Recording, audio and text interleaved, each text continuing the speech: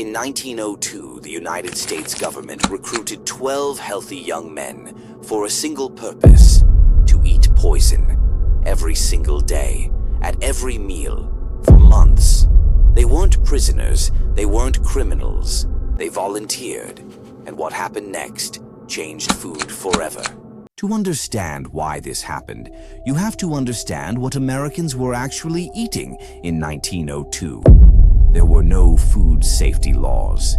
Manufacturers could put anything inside a product, and they did. Milk was being preserved with formaldehyde, the same chemical used to embalm the dead. Borax, a cleaning agent, was mixed directly into butter and meat to stop them rotting on store shelves. Harvey Washington Wiley was the chief chemist for the U.S. Department of Agriculture. He had warned about food adulteration for years, but no one would act without hard scientific data. So, in November 1902, he set up a dining room in the basement of the Bureau of Chemistry in Washington, D.C. He recruited 12 young men, clerks, scientists, assistants, young, healthy, brave. Every meal was precisely measured and laced with a specific chemical preservative. Wiley started with borax. The doses started small.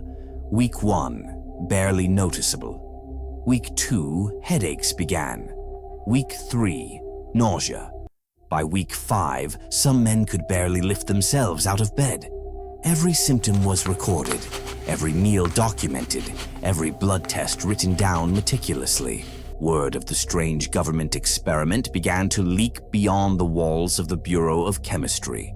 Reporters started asking questions. Soon, newspapers across the country were writing about the young volunteers who were eating chemical preservatives in the name of science. The public was fascinated and a little horrified. The press needed a headline, a name people would remember, and that name would follow the experiment forever.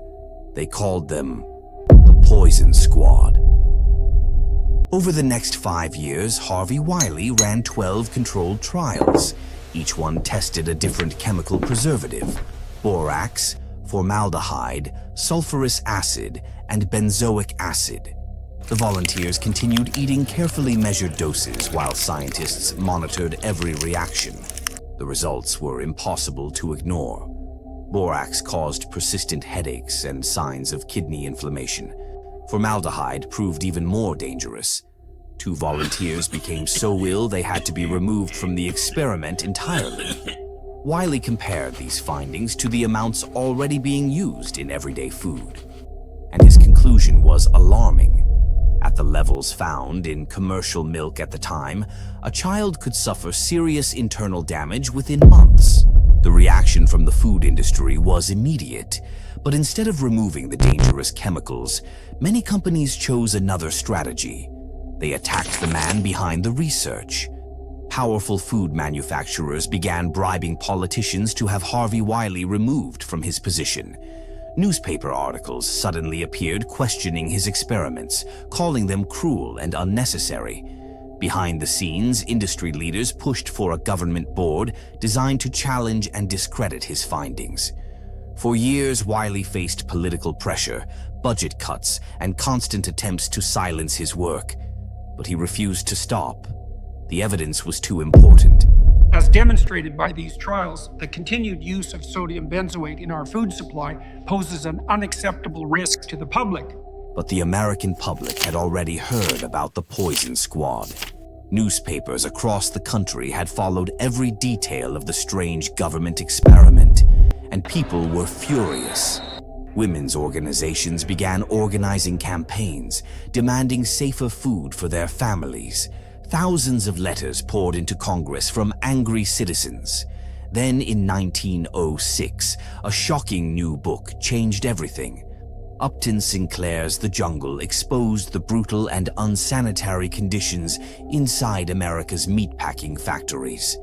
Public outrage exploded, and suddenly Congress could no longer ignore the crisis. After years of scientific evidence, public outrage, and political pressure, the moment finally arrived. On June 30th, 1906, President Theodore Roosevelt signed a historic piece of legislation into law, the Pure Food and Drug Act. For the first time in American history, it became illegal to sell food containing dangerous or deceptive chemicals. Manufacturers were now required to label their products honestly and accurately. The law gave the government new power to inspect food and hold companies accountable. It was a turning point that transformed how Americans protected the safety of their food. And from that moment forward, the foundation of modern food safety had finally been built. What started as a secret government experiment, with 12 men eating poison, changed the way the entire world protects its food. Today, every label you read, every ingredient you trust, exists because someone was willing to risk everything to prove the truth.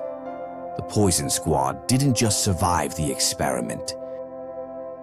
They changed history.